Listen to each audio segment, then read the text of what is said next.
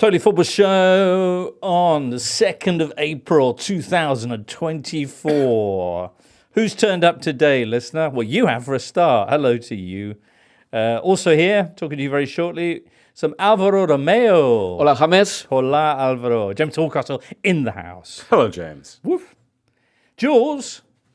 Hello, boys. Hello, Jules. Julien Laurens, of course. You're in a Farmhouse. Is it I wouldn't call it. It's more like a kind of timber, nuclear, end of the world fallout shelter thing. What does he know that we don't know? Yeah. Jules' moment of the week is the End of the world. Jules, where are you? Is it an Easter break?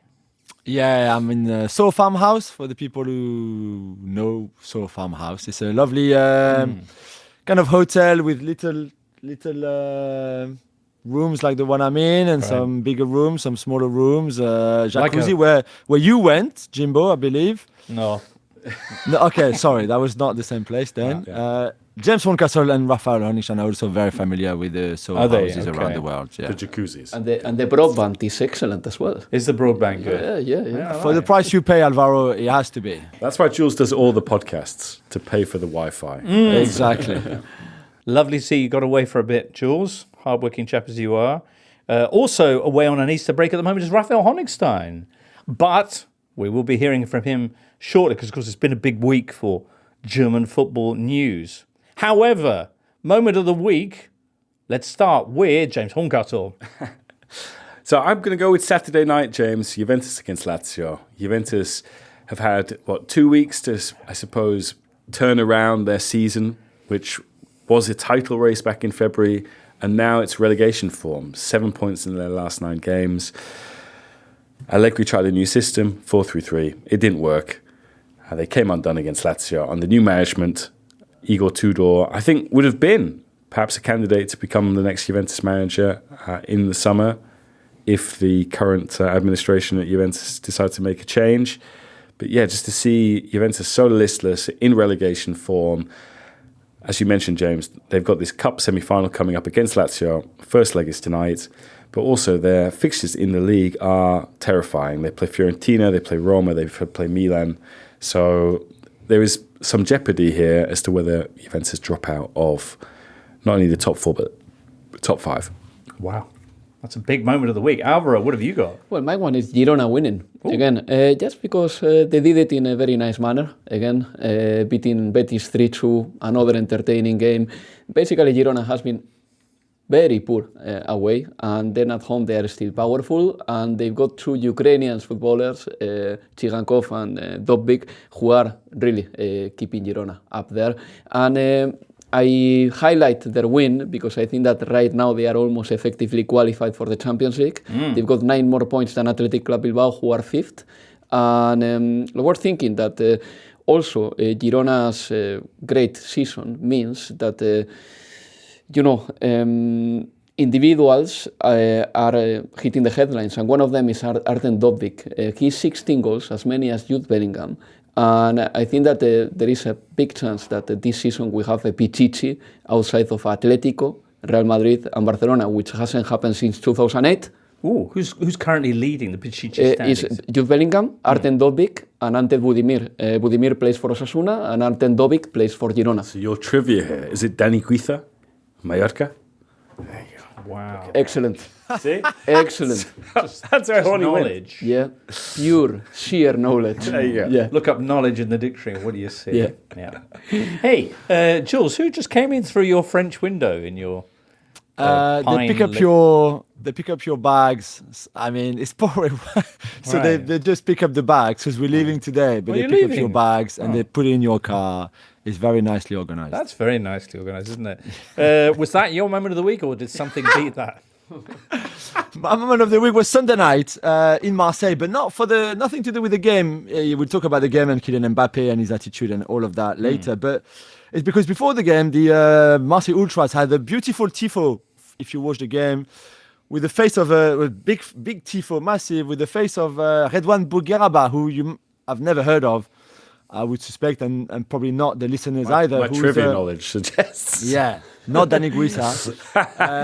Redouane Bourgueraba is a comedian, very funny guy he's from Marseille, who's a big celebrity now in France, one of the best comedians that we have currently, and he's a big Marseille fan. He was born there. He was a fan all his life, and the Ultras just wanted to kind of like pay tribute to him in a way, and also because he will have a gig at the Velodrome Stadium soon, which nobody has ever done before in terms of comedian. Not even Jules. So it was all fun, but the problem is the club came out after the game, after the defeat, very angry about it, saying like, we didn't know this is outrageous, this is unacceptable, which has created a controversy for no reason really, because I think the club should have focused on their team that's lost 3 in a row now, that didn't play too bad against PSG, but still lost again one of the classics. Right. Instead of going after their fans, and especially one of their most famous fans who didn't ask for anything, and going after them like that, I thought they just got the wrong battle there. So let me get this straight. Attack opposition buses with rocks and put the opposition manager in hospital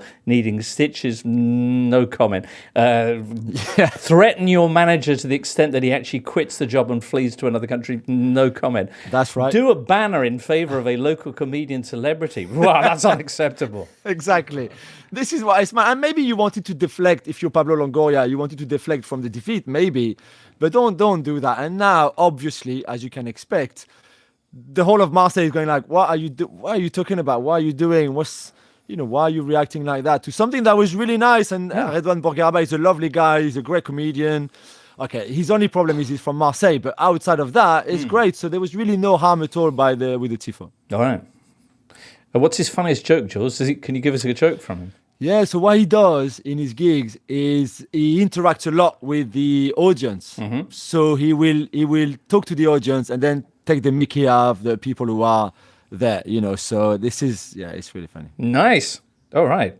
Excellent. Let's get on to some football. And first up, it's Rapha Honigstein. Raf, guten Tag to you. Guten Tag, James. Let's begin, if we may, with the historic events at the Allianz Arena this weekend. Yes, James, a first win for Dortmund since 2014. That one doesn't even count because Bayern had already won the league and Guardiola had fielded a second string 11 and they lost 3-0. I think that was just before Real Madrid semi-final. This one, some people might say it doesn't have that much riding on it either for Bayern. But of course, with the Arsenal game looming, it was a very poor result and even worse performance. And yet again, just when you thought Bayern with a bit of positive momentum going into the international break, decent wins against Lazio, against Darmstadt and Bochum, perhaps not the most challenging of opponents, but nevertheless, this was a significant step back again, and the kind of lifeless, devoid of energy, devoid of any rhythm, kind of Bayern attacking game that we've seen too often. And it only needed a decent and committed Dortmund performance with solid defense and one or two counterattacks to get a result that they haven't had in a decade. Wow. 2-0, their victory. The big story, of course, that Harry Kane now behind Lewandowski in the race to break Lev's goal-scoring record. Dortmund now 3 points ahead of Leipzig in the race for top 4. Leipzig only managed a 0-0 draw with Luli Mainz at the weekend. But you mentioned the lack of fire in Bayern's bellies. Tuchel afterwards saying that he felt the team lacked the necessary passion. Is that because, as you say, it didn't actually matter that much, that the championship title is gone and that they are now focused on the Arsenal game? Or do you think there's a real risk of carrying this form into that Champions League quarter-final? Well, it's hard to know whether that somehow subconsciously played a role and Bayern was just kind of saving themselves for when it really matters. But I think that wasn't the plan. I mean, they really spoke extensively before the game about the need to keep the same kind of intensity, the same kind of rhythm and confidence that had crept back into their game and keep it going now and, for the final third of the season, just to reach levels that we've seen all too rarely. But yet again, this was the Bayern team that did create one or two chances, and maybe on another day Harry Kane scores 1, 2, maybe 3 of them. I think he was a bit unlucky with the offside as well. There are some suggestions that the German VAR drew the wrong line, having missed one defender, but I'm not sure we'll ever know. Either way, beyond that, Bayern didn't have much and looked so low on ideas. It often came down to somebody trying to do something 1v1 or finding Harry Kane with some half-assed cross, and that really isn't a kind of attacking performance that you think is going to do them any good against Arsenal, and defensively Bayern weren't that great either. So a lot of people, I think, feel a lot less happy about Bayern's chances than they were before this game. It brought all the faults, all the problems of this team into stark relief once more.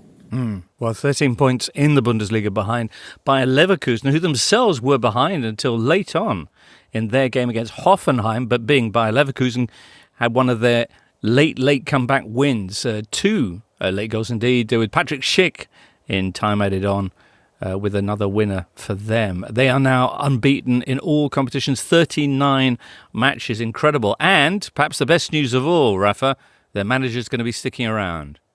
Yeah, I think those news slightly overshadowed the game in a strange way. The big win came already in midweek or just before the weekend when Xabi Alonso confirmed what had sort of leaked a couple of days before, that he would stay. I think still quite a few people surprised by that. Leverkusen are on course to win the double, maybe more. And you wonder, how can he improve on that? But Xabi's always taken very little notice of what sort of the external view is, and probably feels that A, there's further to go with this Leverkusen team, and B, that he will benefit from another year in a very stable and functioning environment before going to slightly less stable and less functional environments, whether they be in Munich or elsewhere. So, yeah, it's great for Leverkusen. I think it's great for the run-in for them. It takes away any sort of doubt or insecurity that might arise. And I think it's great for the league because we're going to get another year with one of the hottest managerial prospects and a team that really responds to him. So winners all around, apart from perhaps in Munich and Liverpool. But even there, I think they had maybe come to terms in recent days and weeks that this was going to be a strong possibility. Alonso and Leverkusen, as they're now being called in the German media, being together for a little bit longer. So next season then, Raf, we've got various candidates with Xabi Alonso out of the picture to be taking over FC Bayern. Seb Hoeneß, who you mentioned, Ralf Rangnick, who's Austria, who've been doing amazingly. They're going to be in Germany, of course, for the Euros this summer, but this last weekend, a 2-0 win over Slovakia, a 6-1 victory over Turkey. Who is the feeling in Munich is likely now to be taking over? Well, it keeps changing. We're hearing different reports about different names being put forward, maybe suggesting that it's not quite a unanimous view at the Bayern board. It rarely is, in all fairness. But the names you mentioned are very much in the mix. I think there is a increasing possibility that Julian Nagelsmann might come back as well, which would be in one way a big surprise, and in another quite in keeping with Bayern tradition. They've always brought managers back. When I'm thinking of Udo Lattek, Ottmar Hitzfeld, Jupp Heynckes. So it's often worked out second time around. And there's a feeling that maybe with a bit more help from those above him and perhaps with a bit more maturity, it can work. But it's a very fluid situation, and I wouldn't advise anyone to take any bets at this point. I see. All right. Well, one other thing. You mentioned that Bayer Leverkusen are on for a double. They're going to be involved in the Pokal semi-final on Wednesday when they host Düsseldorf. Tonight, as we record, Tuesday, meanwhile, the big cup story, the big other underdog story of the season in Germany. Saarbrücken, 10th in the third division in Germany, who put out Bayern Munich, who then put out Eintracht Frankfurt, who then put out Borussia Mönchengladbach, are taking on their local rivals Kaiserslautern. Can they make it to the cup final, Raf? Well, can Kaiserslautern stop them? I mean, the way Saarbrücken have been going, they're the favourites. At least that's how Kaiserslautern manager Friedhelm Funkel views the thing.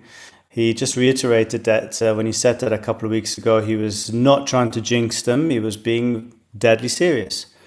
And of course, we're going to have the factor of the pitch once more. The pitch has been Saarbrücken's not-so-secret weapon. It drains very badly. It's again been raining quite a lot. And Kaiserslautern, I'd be wrong to say they're afraid because they have their own mythology about bad weather, going back to their player Fritz Walter, who, as it was said, always enjoyed playing on that kind of weather. That's how West Germany, and a bit of help from other things, won the World Cup in 1954. But Saarbrücken, I think, play it better than anyone else. And I'd be almost surprised if Saarbrücken don't make it now. Wow. All right. Well, they could be up against man of the moment, Xavi, in that final. It all depends what happens over the next 2 nights. Rapha, enjoy your break. We shall see you next week, I hope. Thank you, James.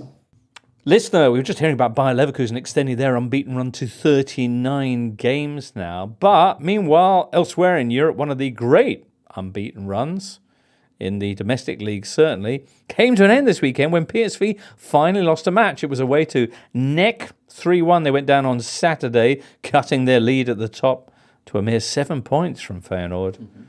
The Eredivisie goes again today as we record this on Tuesday. Another full round of matches. PSV are away at Excelsior.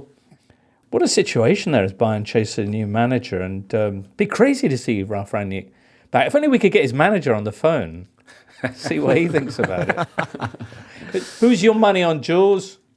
Oh, Nagelsmann will go back to Bayern. It's easy. They're paying him. So it's the garden leave that you see in Italy all the time, where you can bring them back and it doesn't actually cost too much.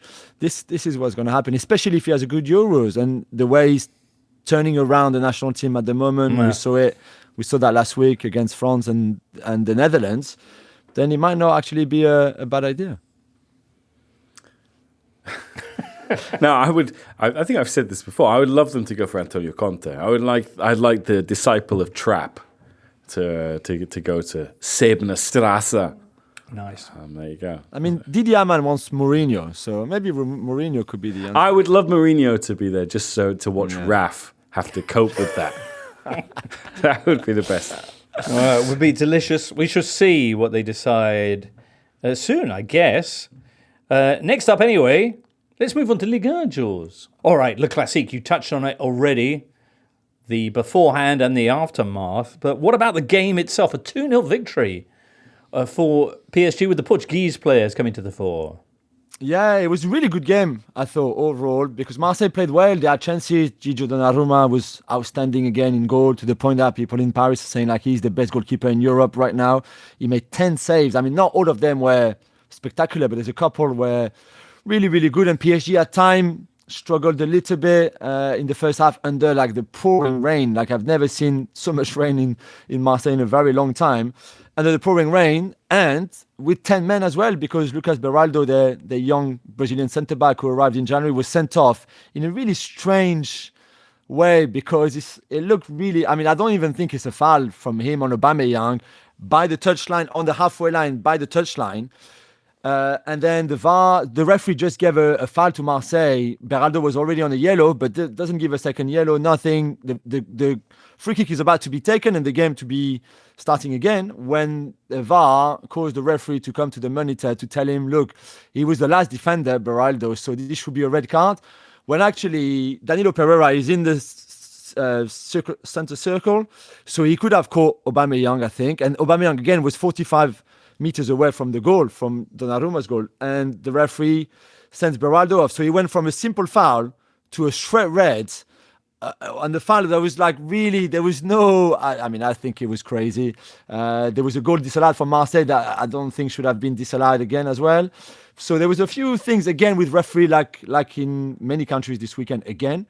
But overall, PSG, especially in the second half, even with 10 men, were really good. They moved the ball well. Dembele played again as a false nine, like against Real Sociedad in San Sebastian in the Champions League, and did really well.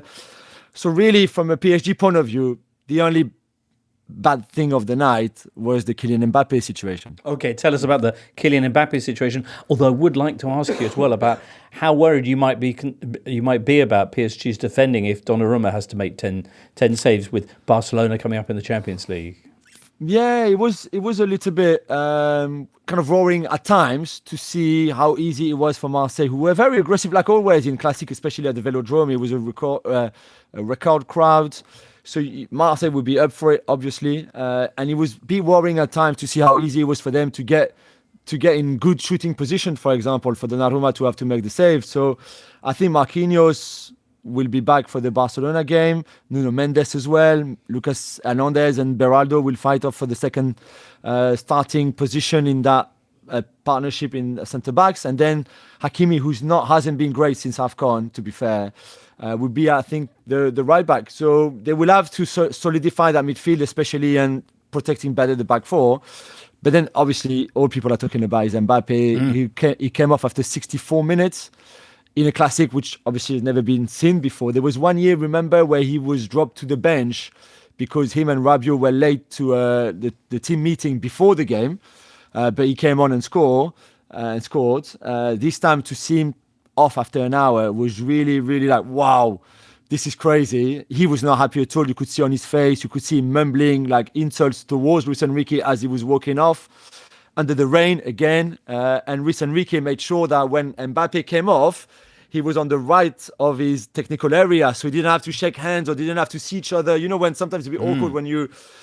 none of that happened. And then Mbappé went sat a little bit on the bench, then went straight back to the dressing room, apparently to get dry, because obviously he was soaked with the rain. Dembele went with him. Then he posted this photo with no comment on Instagram, seeing him with his armband in his hand, like head down, with the rain again pouring. It's a great photo, but I think he shows the frustration. And Luis Enrique is saying, like, this is boring. Stop asking me why I take him off, because I'm the manager here. I do what I want. Right. He was, to be fair, Mbappé was terrible. Probably PSG's worst player in the first hour. So I think Luis Enrique privately is saying, I took my worst player off. Right.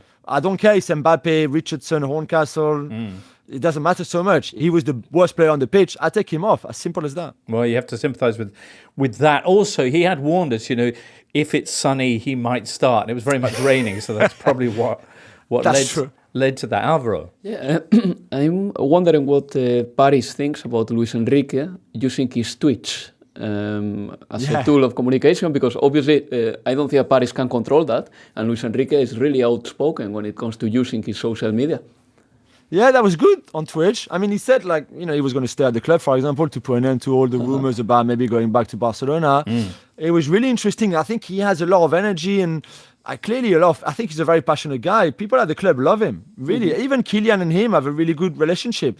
It's just that since Mbappé told the club that he was leaving, he's played in average 62 minutes in the league or something like that, which is clear. It's clearly, I don't know if sanction is the right word, but it's clearly a consequence of him saying listen, I'm leaving. I won't be here at the end of the season. I don't think it comes from higher up in the club. Right. It's just Luis Enrique saying you know what, if you're not going to be there, you're not that protected guy anymore. Yes, you are a captain, you are a best player, but if you're not good, I'm going to take you off. If I feel like the team could be better without you from the start or through a match, I'll take you off. But okay. I think the response from the fans hasn't been bad. I mean, listen, he's lost one game all season in the league. He hasn't lost now since November in all competitions. They're playing well at times, not always great, but well at times. He's got good ideas like the Dembele as a false nine, which has worked pretty well in the 2 games that he's done it. So we'll see. But again, everything will obviously be judged on the Champions League and what happened against Barcelona now. So Mbappé uses Instagram for his communication. Luis Enrique is very much on the Twitch. I wonder what that says. Okay. He answers... You on OnlyFans, James? Yeah, OnlyFans for mine. OnlyFans for mine. No, but Luis Enrique talks about everything. Luis Enrique talks about everything. It's really interesting to see him. Sorry, I mean, what's OnlyFans? Just Google it and set up an account. People will pay. People will pay. Okay, so elsewhere in Ligue, Koumbaré, with his first game at relegation-threatened Nantes, beating Nice. What a result. Incredible, yeah. Really good. And they played well. They were well organized. This is what Koumbaré does. This is what he did before.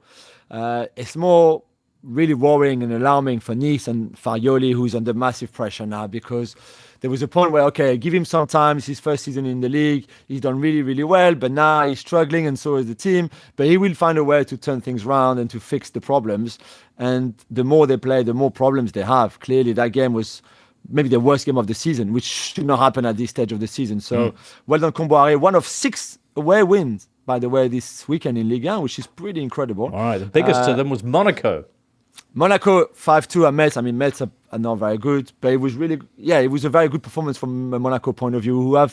They've been hot and cold this season, but when they're on it, attacking wise, they are really good. Balogun scored again 2 goals. He was not happy to be on the bench. You saw that with the lack of celebration, but Adi Hutter was happy to see a reaction like that from someone like Balogun. Really good from a Monaco point of view. Excellent. Anything else, Jules, from the weekend in Ligue 1? Just a derby du Nord between Lille and Lens with a big win for Lille, 2-1. They are really good before facing, obviously, Aston Villa next week in the Conference League, and then the following week, the return leg in France. Really good wins. Zegrova was outstanding. Lens played well, and Eli Wahi scored late, who was dropped to the bench, and his manager, by the way, saying, well, sometimes he needs to understand things. I have to give him messages, and dropping him is one of those messages. So I think there's a few things to sort out for our boy Eli Wahi. But overall, very good win for Lille and Paulo Fonseca. Excellent. Jules, thank you so much. Julien Laurens. Next up, Italy. This weekend, games on Saturday and Monday in Serie A. Easter Sunday kept very much for other pursuits. But Monday night, Inter, top of the table, saw off Empoli 2-0. To maintain their 14-point advantage over Milan. They just need 3 more wins. Well, if they win their next 2, Inter, they could then seal the Scudetto against Milan in the derby. That would be sweet, wouldn't it? Yeah, which Milan say will not happen. They will stop it, having, lost 5 straight derbies. So I think, that's on the minds of Milan's players and people at Milan. They do not want to be present for a Scudetto party. Although, I mean, for Inter, of course, having lost the league on the final day a couple of years ago and Milan won it at their expense, it would be coming full circle in some respects. But Inter keep on rolling on. Their strikers are not scoring goals, as was the case, when we saw them against Atletico Madrid. Their goals are mainly coming from the likes of Di Marco, Darmian, Bisek, centre-backs and full-backs. But they seem to be able to coast, really, at the moment, because no one's coming for them. I mean, Milan are making a very late charge and are playing some of the funnest football in Europe at the moment. Really chaos ball at some times, but they're just quite exciting to watch. And Leao has been in great form over the spring. And his assist, the back heel, remember back in September, the lightning rod, that was, what's he doing in the box against Newcastle? He was probably trying something like this, and when it comes off, it's magnificent. It was an extraordinary assist. This was in Fiorentina-Milan, which turned out to be Milan's 4th straight victory. An emotional fortnight in Florence, of course, with the backdrop of the death of Joe Barone. Yeah, Joe, who was the general manager of the club under Rocco Commisso, has been there for 4 years. Life and soul of that club in that time.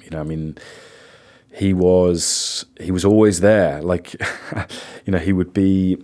I remember, going for lunch with him in the restaurant opposite the stadium.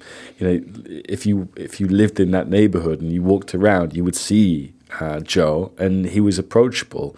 And he was very approachable for his players, be it the training ground, which he was a big part of building, the Viola Park, which is the best training ground. It's probably the best facility of any kind in Italy by a long shot. That was his baby, along with Rocco Commisso's. And he was at that training ground every day. The coach would always be with him. The players would always be with him. It's one of those almost quite old school people to be a football club, that daily reference point that you would have, someone whose entire job really was to be there as the proxy for the owner, essentially. But very, very emotional. I always thought that Joe fought the good fight when it came to what Serie A needs to do to change, standing up not for the little man in the Serie A assembly meetings, but always being very much aware of the system as it is in Italy and how it needs to change. But really a big shock when he passed away. And I think the Fiesoli before that game, there was a lovely send-off, lovely choreography as well, which was partly kind of Easter-inspired, sort of doves and everything. But nice moment. Sad story. Fiorentina have got to pick themselves up. They've got a Coppa Italia semi-final against Atalanta in midweek. Those games, that's become like a weird rivalry, I would say, because in some respects those teams have been not punching above their weight over the last few years, but Atalanta in particular have thrust themselves into the positions that Fiorentina would usually think of them as for themselves. They've been getting into cup finals, as has Fiorentina. And Gasperini always, when he goes to Florence, he gets booed, he gets whistled, because he used to just regularly call out Chiesa for being the diver. Not that he is, but yeah, he was very unflinching in his criticism of a boy who was Florence's boy, and then obviously ditched them for Juventus, where everything's going great. So. Everything's going great at Juventus. So Milan, with that victory, are now 6 points clear of Juve, set really for second place. Juve losing again this weekend. That's one win in their last 9 matches. This latest defeat coming away at Lazio in Igor Tudor's first game in charge of the Laziali. And as you mentioned, he's being mentioned as a potential replacement for Allegri. Should, as seems increasingly possible, the old lady decide to make a change. They go again this evening in the Cup with Atalanta Fiorentina, as you mentioned, the other semi-final. What was different about Lazio for a start? Well, the formation, they went to a back 3, which is kind of what Tudor does. We saw that with his Hellas Verona team. And he was really bold in his lineup. He played Cataldi and Daichi Kamada, the Japan international, in midfield. And Kamada has been out of the side with Sarri. He was someone who would either play on the wings or as a 10, not in a 2 in midfield. And then he played Mattia Saccagni, Felipe Anderson, and Pedro off Tati Castellanos. So again, he's got more wingers, more 10s in the team than Sarri was prepared to do. And they should have been 2 or 3-0 up at half-time. Castellanos missed a couple of really good chances. Felipe Anderson was cutting Juventus to shreds in that first half. And the thing with, ultimately it was a late goal that won it from Marisic. It was a carbon copy of Ivan Provedel, the goalkeeper's goal for Lazio against Atletico Madrid. Stoppage time, last-ditch cross into the box, late runner. This time it was Marisic instead of Provedel, and they won it. They deserved to win it. And now, I mean, you mentioned Tudor, James. Tudor will not be the next Juventus coach because, I mean, he's literally just walked in the door at Lazio. But he was an assistant under Andrea Pirlo at Juventus, even though he'd had previous head coaching experience. He's done really well in every job he's done since Verona, Marseille as well. And you'd think he would be a fit for a team that, up until Saturday had been playing with a back 3 in Juventus. I think this was one of the reasons why things went wrong for Juventus. Allegri tried to change it. He played with 4-3-3 in order to have Chiesa in his best position as a winger, but Chiesa didn't have an overlapping fullback behind him, so he was isolated, always got bullied, 2v2, and the winger on the other side is not a winger, he's a fullback, Andrea Cambiaso, which was seen as the kind of lack of bravery, lack of courage on Allegri's part. If you are going to play 4-3-3, be bold, play Chiesa right, play Kostic left, something like that.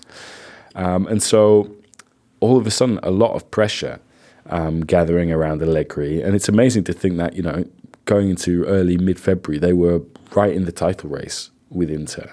So this is a collapse that is astonishing, really.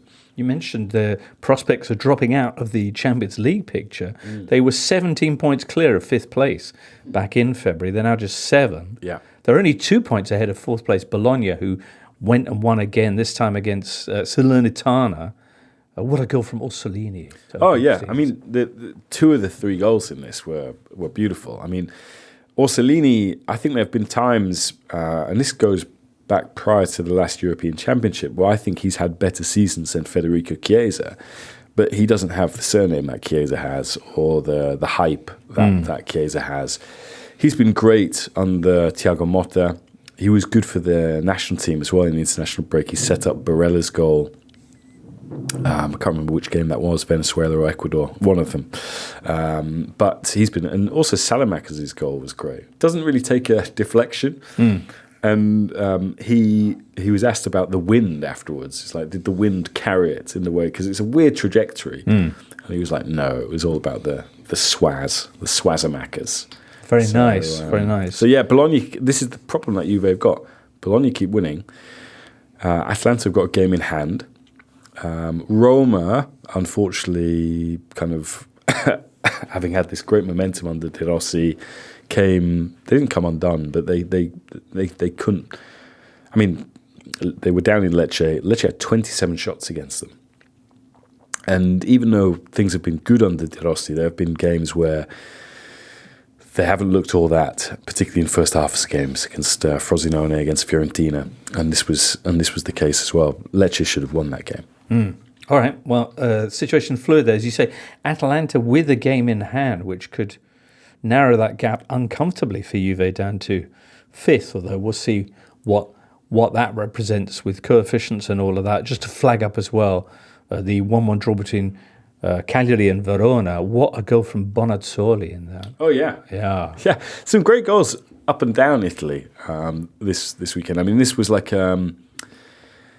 it wasn't. Did you see the Matias Soulé goal for Argentina's under-23s? This is niche. Oh yes. It was slightly similar to this, the Bonazzoli goal. I'd say Soulé. If you've not seen this one, check it out. Just put Soulé Golazzo into YouTube.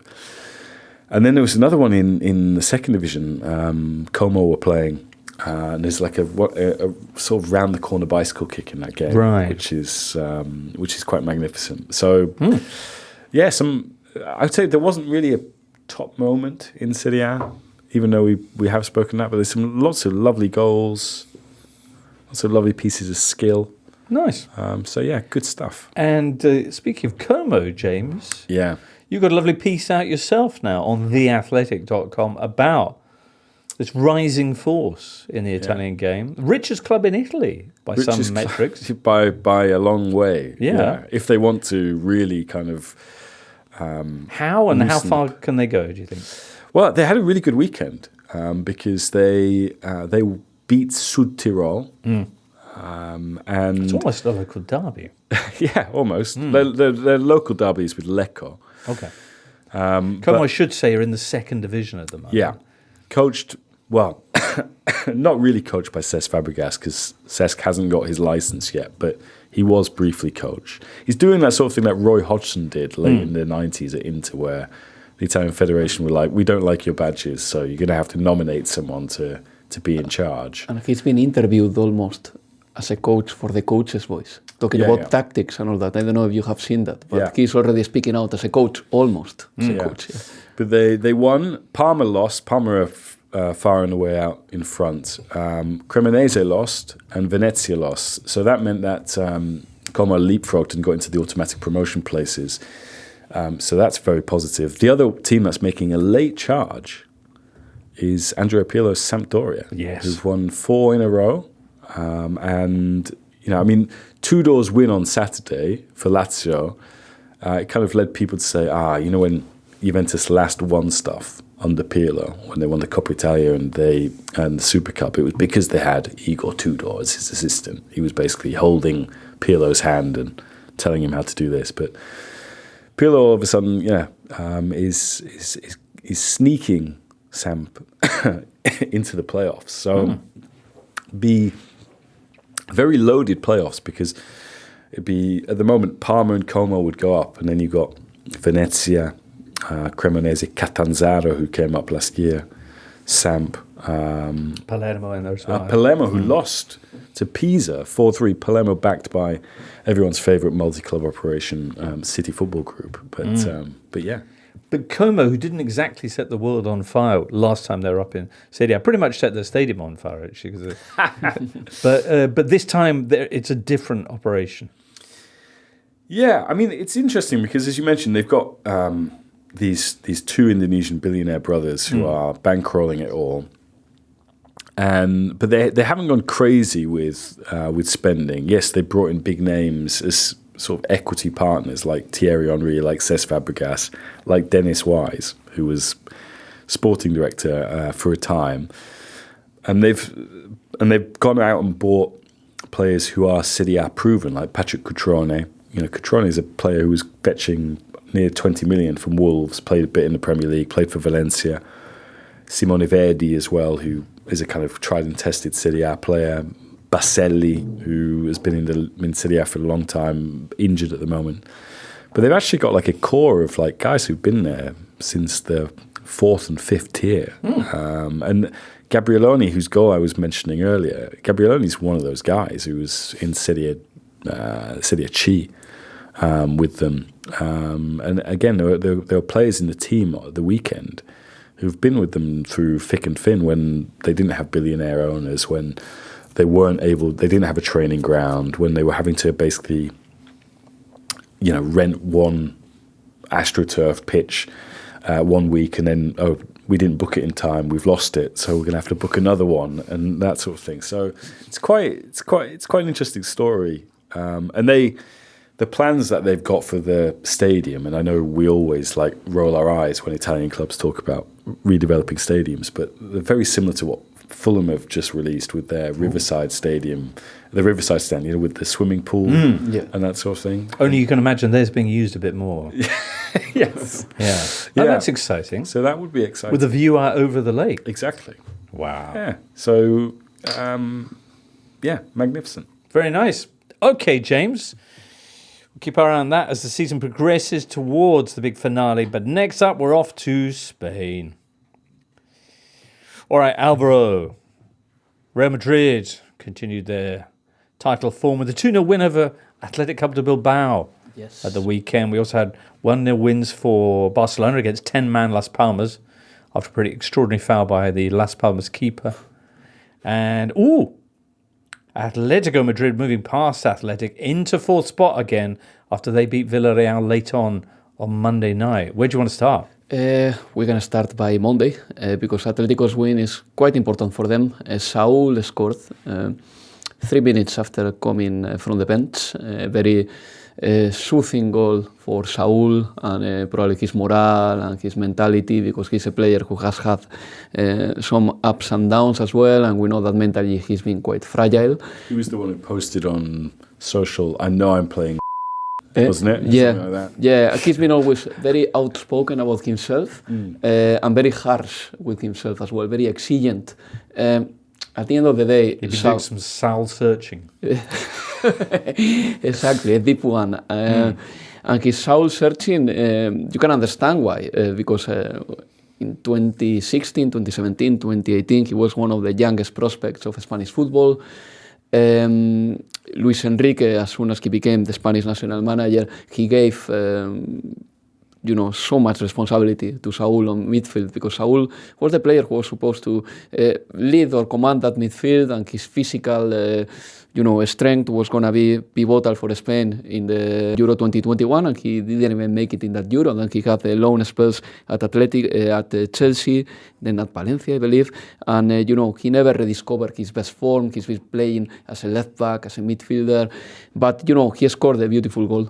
Basically, he passed the ball into the net, and these 3 points for Atletico are very important because Atletico de Madrid needed a win away. They haven't won away for a while. They even lost at Cádiz a month ago away from home. So they had been very poor, and only the win against Inter had been the only shining light in Atletico's form in the last couple of months. So yeah, it was not only important for them, but also I think that the game showed that Atletico de Madrid right now is a bit jaded physically. We have spoken about this thing in 2024. They have played many games, and now they will rest until their game against Borussia Dortmund, because next week in La Liga there are no games.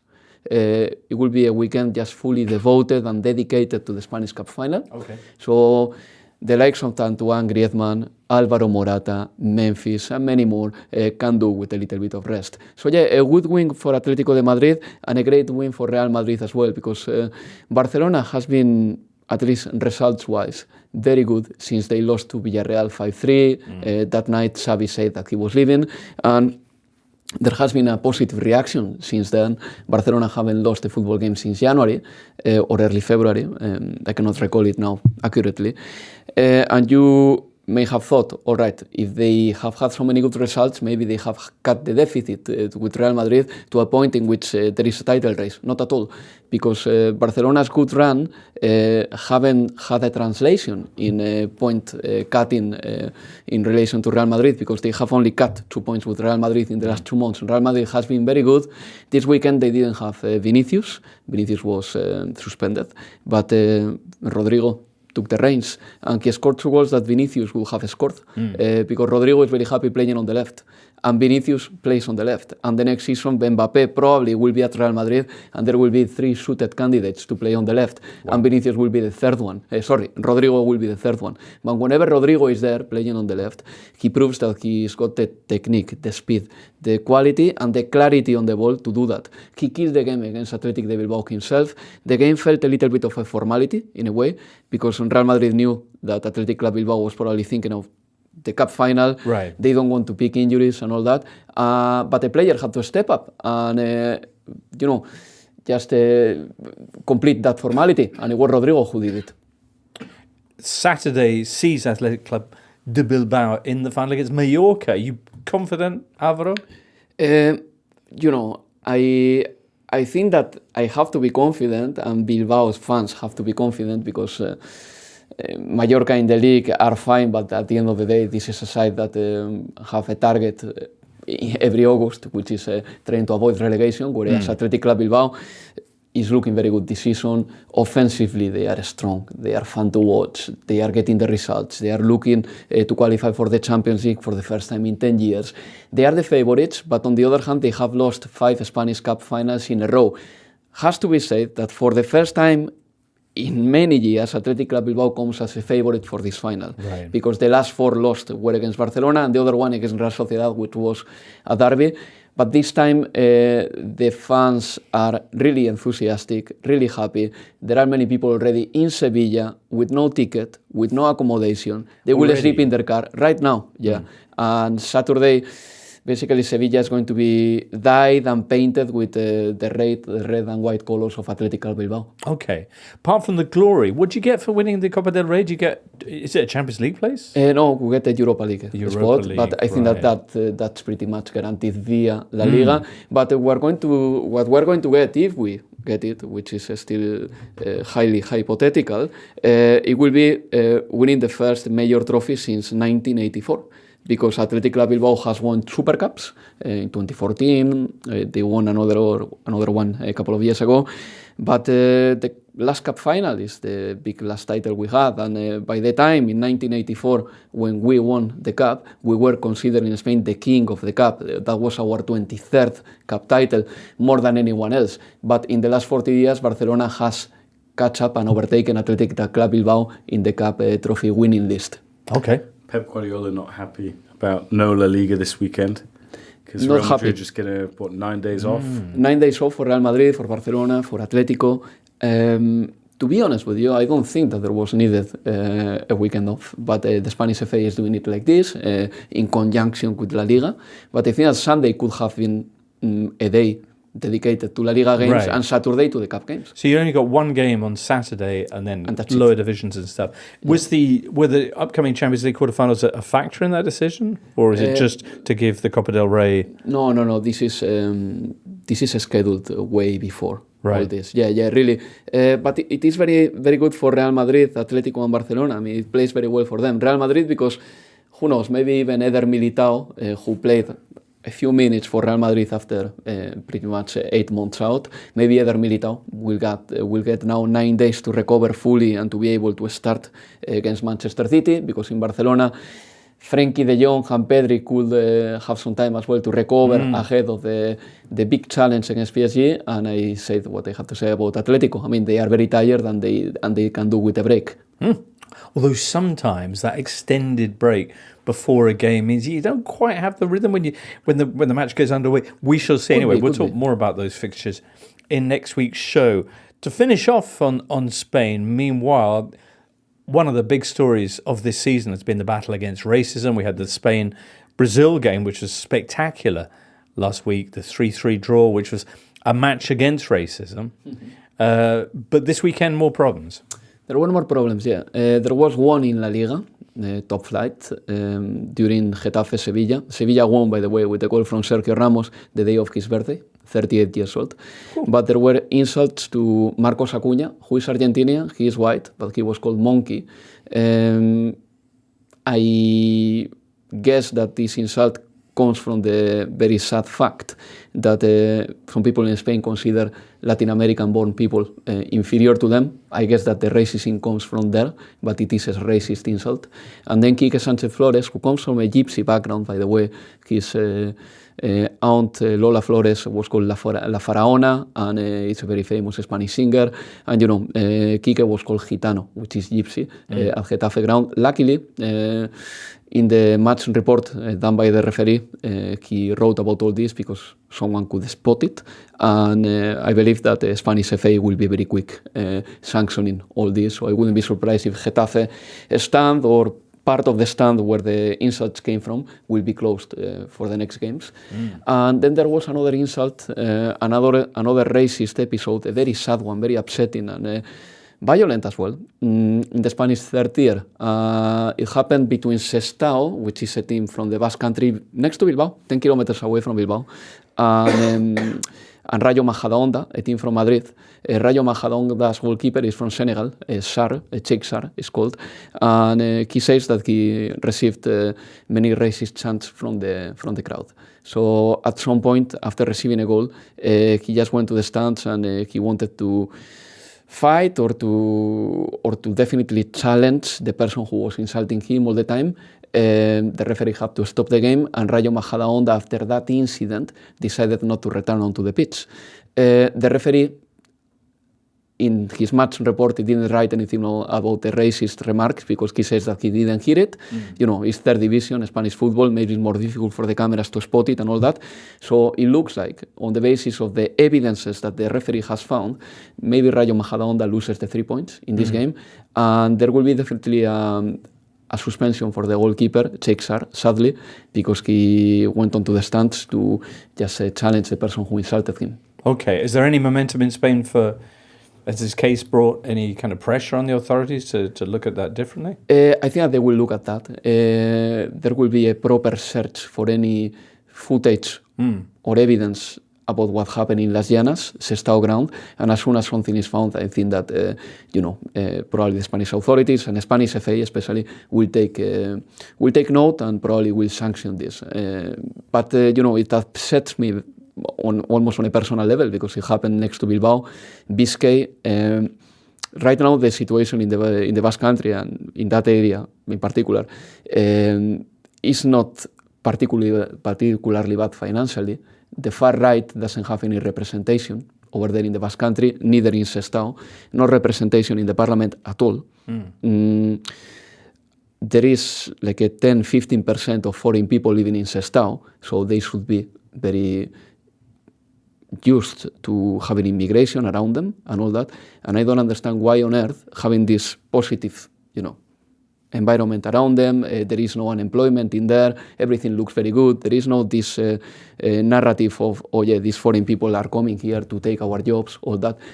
If the situation is favorable, financially we're good and all that. I don't understand why on earth this is happening next to Bilbao, which is supposed to be a very progressive area as well, when it comes to ideology and when it comes to modern ideas. It's an open society. It is very upsetting. It is very upsetting, and I think that the fact that the Basque Country and Spain didn't have a lot of black people or African people or Asian people living there until the 90s, because we had a dictatorship until the mid-70s, the fact that we didn't have many foreign people living in the country shouldn't be a palliative anymore.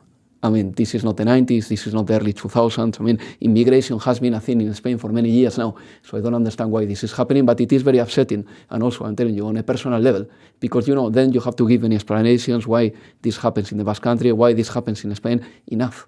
I think the Spanish authorities really are doing enough in a way. La Liga, they're having many campaigns against racism. The Spanish FA, whenever there is a report from the referee saying there has been this thing, the Spanish FA is taking action. Then some provincial courts, sometimes they are terrible about it. And I remember when Vinicius was insulted outside of Wanda Metropolitano, and there was a doll of Vinicius hung from a bridge. No provincial court took action about it, and they filed that thing. This is upsetting, but generally speaking, I think that we are making an effort as a country just to tackle racism. So when these episodes happen, it's a step backwards. It's a big step backwards. Indeed so.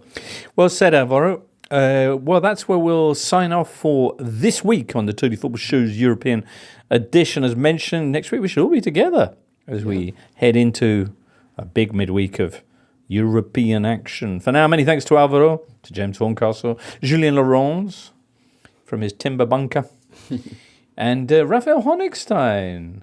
And also, of course, Liam and Charlie in the booth, and you, listener. Thanks for being with us. We'll catch up with you soon. From now, from all of us here, it's goodbye. The Totally Football Show podcast is available 3 times a week, bringing you all the football news you could reasonably be expected to care about. We've got views, we've got stats, we've got analysis, we've got some of the best football writers around, and the whole thing is absolutely free. So have a listen on Spotify or Apple Podcasts or all the usual places by clicking on the link below.